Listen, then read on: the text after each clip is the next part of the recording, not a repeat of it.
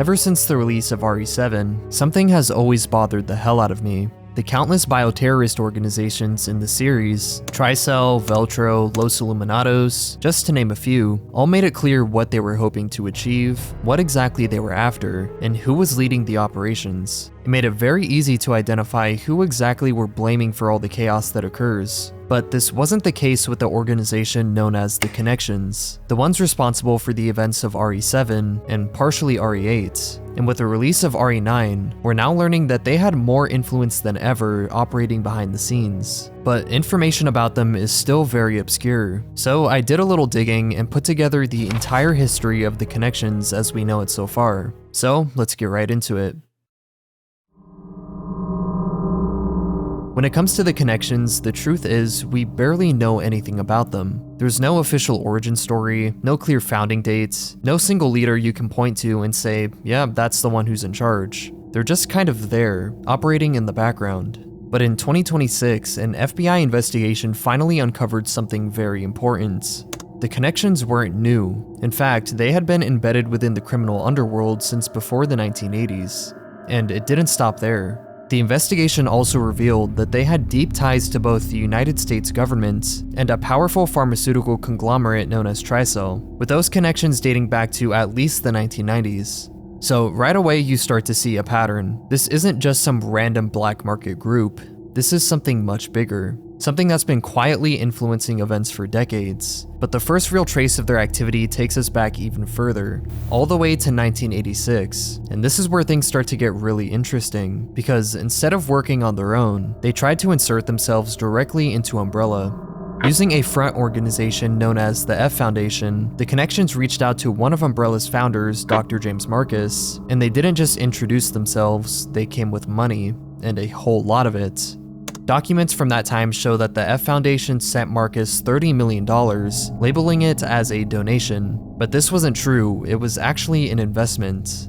2 years later, in 1988, something had changed. Marcus was no longer the one communicating with them. That role was taken over by his protege, Brandon Bailey. And based on recovered communications, Bailey wasn't just accepting their support, he wanted direct contact, which tells us something important. By this point, the Connections weren't just outsiders looking in. They were already working their way inside of Umbrella itself. And if that's true, then there's a very real possibility that the Connections weren't just watching Umbrella rise. They were there from the very beginning.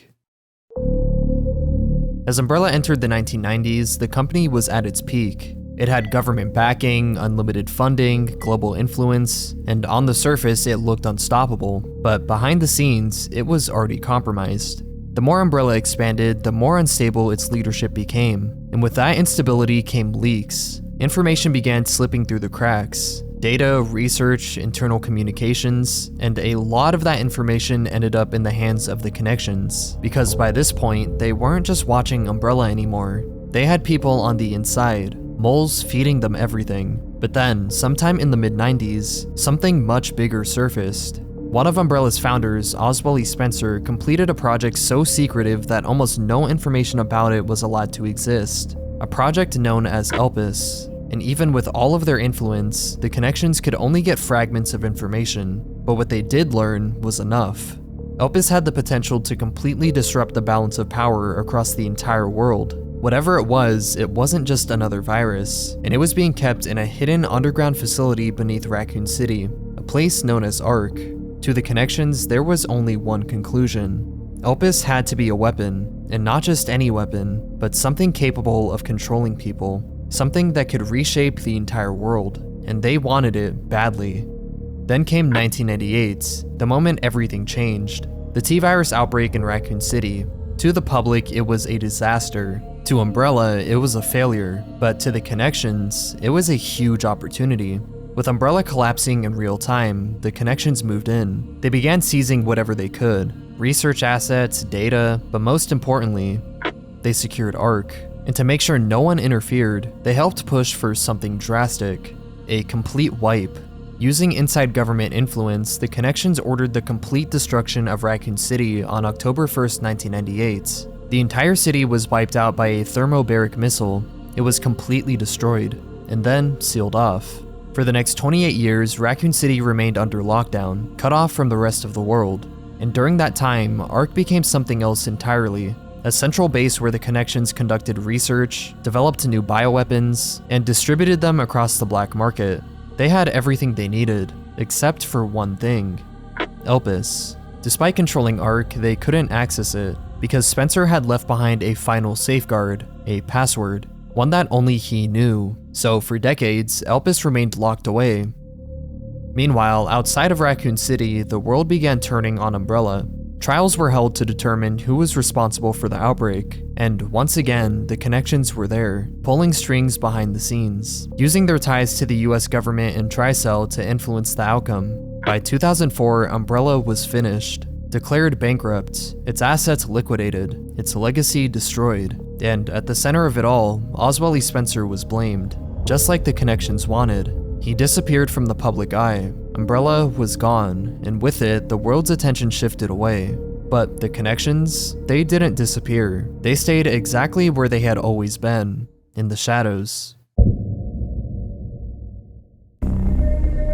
But the Connections weren't just operating in the shadows of Umbrella. They were also building something of their own, and this is where things start to connect directly to RE7. Sometime during the 1990s, the Connections came into contact with a mysterious biologist from Eastern Europe, a woman named Mother Miranda. Now, Miranda had one goal: to bring her daughter Ava back to life, and the Connections saw an opportunity. They offered to help her. In exchange, Miranda gave them something incredibly valuable: Ava's DNA, and samples of a strange organism known as the mold, a unique fungus capable of doing things no virus ever could. At the time, the Connections were already working on a new kind of bioweapon, something completely different from what Umbrella had created. They didn't just want stronger monsters, they wanted complete control. Their goal was to create a human BOW that could infiltrate enemy territory, manipulate targets, and essentially turn people into obedient servants. And when they saw what the mold could do, they realized they had found the missing piece. Working alongside another organization known as the HCF, the Connections began experimenting with combining the mold and Ava's genetic data. The result? A series of prototypes, completely unusable in real-world scenarios, but they kept refining the process. Each new version was labeled with a letter designation, A-type, B-type, and so on, gradually improving with each iteration. And then they finally got it right. The E-type, their most advanced line, and at the very center of it all was a single subject known as E001, better known as Evelyn. Created sometime before 2014, Evelyn was the first successful human bioweapon capable of controlling others through the mold. She could manipulate thoughts, influence behavior, and essentially rewrite a person's will. Miranda herself was directly involved in Evelyn's development, even meeting her in person alongside her handlers Mia Winters and Alan Droney.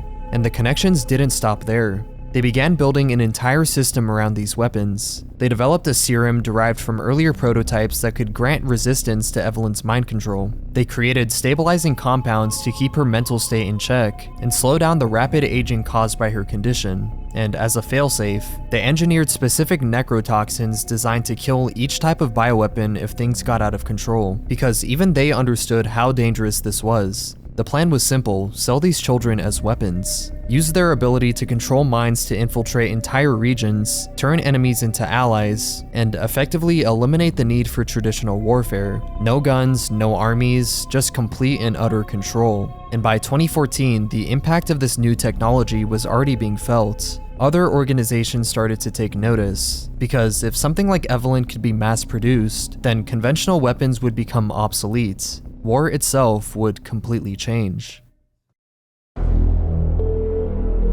The Connections didn't just influence the world of bioweapons, it goes even deeper than that.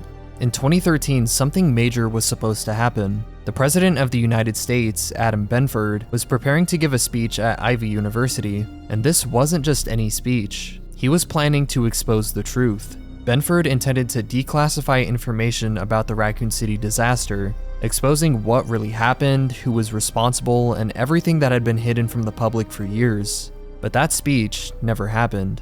Before he could say a single word, Benford was targeted in a terrorist attack and infected with the C virus, turning him into nothing but a zombie. The attack was officially linked to an elite organization known as the Family, but here's where things start to get interesting. Later reports began to suggest that Benford knew more than he was supposed to, not just about Raccoon City, but about something else. The connections. There's a real possibility that Benford was about to expose their involvement, not just in Umbrella, not just in bioweapons, but their ties to the government itself. And if that's true, then his death wasn't just an act of terrorism, it was a silencing, keeping the connections as all they were thought to be, a conspiracy. Because if the connections really had that level of influence, then they weren't just operating in the shadows, they were completely part of the system, and it only got worse that following year. By 2014, the connections had finally made Evelyn a reality, but as she grew older, things began to spring into chaos. The connections lost control of the situation. The BSAA, an international counterterrorism organization, caught wind of their project, and once they did, the connections were forced to go dark. Evelyn was transported on a ship known as the Annabelle, where she would be moved to a new lab in Central America. To maintain her condition, her handlers Mia Winters and Alan Droney used specialized tracking systems known as the genome codices to monitor her behavior, but during the transport, everything went wrong. On October 5th, Evelyn lost control. She lashed out, damaging the ship and triggering a massive explosion. The blast knocked her unconscious, leaving the ship drifting aimlessly, until it eventually washed up in the Louisiana Bayou. At that point, the connections made a choice that says a lot about how they operate. They didn't recover her, they just let it happen. They allowed Evelyn to remain there. She was found by a family known as the Bakers who took her in, who would eventually become infected by her and become psychotic versions of their former selves, killing anybody who came to investigate in horrifying ways. And instead of the connections fixing this problem, they just adapted to it. By early 2015, they had established a hidden lab inside the Abercrombie salt mine, using it as a base to monitor Evelyn from a distance. And around this time, they also recruited Lucas Baker, the son of Jack and Marguerite. They would provide him with a specialized serum and bring him into their operation as an agent. But from there, things only got worse. Lucas kept them updated on Evelyn's condition, while also helping develop new variations of mold-based BOWs, including multiple versions of the molded. Meanwhile, Evelyn herself was deteriorating. Without regular stabilizing treatments, she began aging rapidly. By late 2016, her condition had become unstable enough that the connection sent over a kit to produce a specialized E-necrotoxin, a last resort weapon designed to kill her if necessary. But by the time it arrived, Evelyn had already stabilized herself. At a cost, she had aged into the body of an old woman, and things didn't stop there. By 2017, the connections made Lucas the lead researcher of the entire operation, and almost immediately, he turned on them. Lucas killed the other researchers, took control of the lab, and covered everything up, continuing his work independently while still pretending to cooperate. At the same time, both the BSAA and Blue Umbrella began closing in. They had finally tracked Evelyn down to the Baker estate, and on July 20th, 2017, everything came to a head. Blue Umbrella launched an operation into the area, assisting Ethan Winters in confronting Evelyn. Ethan had just come to the estate looking for his wife Mia, the one who had previously transported Evelyn on the ship, unaware he would be pulled into this nightmare. Using the very weapon developed by the connections, the E-necrotoxin, Ethan was able to bring her down. But Lucas? He was supposed to be captured alive, but that didn't happen. Chris Redfield was forced to kill him, eliminating what was arguably the most important lead on the connections. And just like that, the trail went cold again. In the aftermath, the BSAA made a very interesting decision. They chose to keep Mia Winters' involvement with the connections a secret. In exchange for her cooperation, she was allowed to return to civilian life without facing charges. She and Ethan were placed under protection, and officially, the incident was over. But behind the scenes, people were still digging. A report compiled by Zoe Baker attempted to uncover the origins of the connections, even suggesting at one point that Brandon Bailey might have been the one who founded the organization. But that theory didn't hold up, which leaves us with the same question we started with. Who are the connections? Because even after everything that happened in Louisiana, we still don't have a clear answer. And even after this incident, the connections didn't go away. They were still watching. Specifically, they kept an eye on Ethan and Mia Winters. After everything that happened in Louisiana, Ethan's situation was different. Unknown to him at the time, he had actually died during the incident and was brought back by the mold. From that point on, his body wasn't entirely human anymore. It was mold, a perfect imitation of human biology, constantly regenerating and replicating his DNA, and the Connections knew that, which is why when Ethan and Mia had a child in August of 2020, they paid very close attention. Their daughter, Rosemary Winters, wasn't normal. She was something new, something that had never existed before, a human born from the mold, and the Connections immediately recognized how important that was. So they passed the information along to Mother Miranda. Now, at this point, Miranda was still obsessed with bringing her daughter Ava back to life, and after everything she had learned from the Connections and the mold, Rose wasn't just interesting, she was the answer. Because if anyone had the potential to complete Miranda's work, it was her. And that's what led to the events of 2021. Miranda kidnapped Rose, and just like that, the Winters family was pulled right back into the nightmare. All because the Connections were still pulling strings behind the scenes. But after Ethan fought through the chaos of Miranda's village to get his daughter back, killing Miranda in the process, the Connections went cold again, forced to set their ambitions on something else. Even after everything we've talked about, the Connections still weren't satisfied. Yes, they had succeeded in creating mind-controlling weapons like Evelyn, but there was a problem. Those weapons weren't scalable. They worked on a small level, but they weren't efficient enough to infect entire populations. And that's what the Connections really wanted, mass control. So they started looking for something better, something bigger. And that's when they turned their attention back to something they had been chasing for decades. Elpis. Ever since the destruction of Raccoon City, the Connections had believed Elpis was the ultimate bioweapon, a perfected virus capable of controlling humanity on a global scale. So they poured everything into releasing it. Leading that effort were two key figures, Zeno, a high-ranking member of the Connections, and a former Umbrella scientist you already know, Dr. Victor Gideon. Using the incomplete notes left behind by Spencer, they eventually traced their way back to someone they believed was the key, Grace Ashcroft. To them, Grace wasn't just a person. They believed she was the result of Spencer's memory transfer experiments, a living vessel carrying his knowledge, his will, and the ability to unlock Elpis. But the truth was, they were wrong. Completely wrong.